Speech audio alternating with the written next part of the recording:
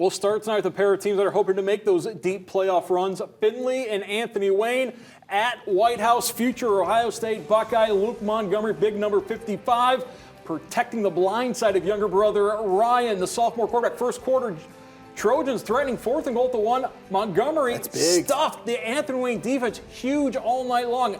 A-Dub takes over. Second quarter, still no score.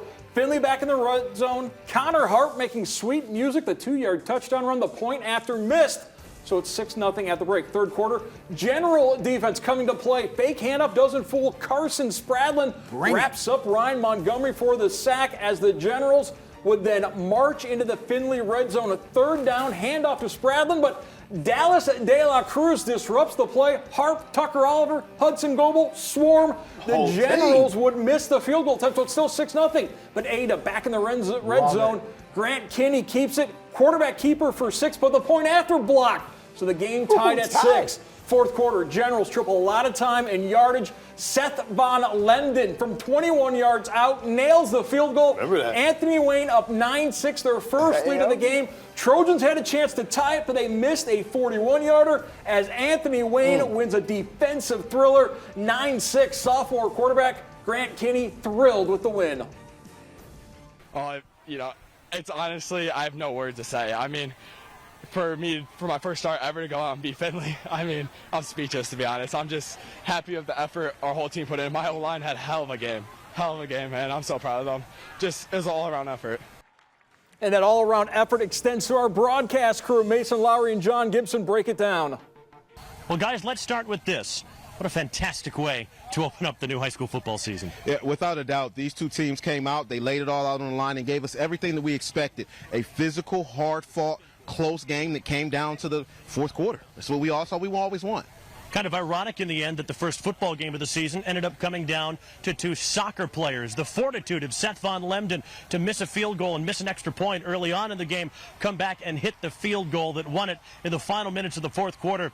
And in turn, you have to feel for Owen Clevenger, so close, just slightly wide left on a 44-yard try that would have forced overtime. I mean, you can't play football without football these days. I guess that's the way that it works, right? In all honesty, those kids are going to make a lot of big plays for their respective teams going forward.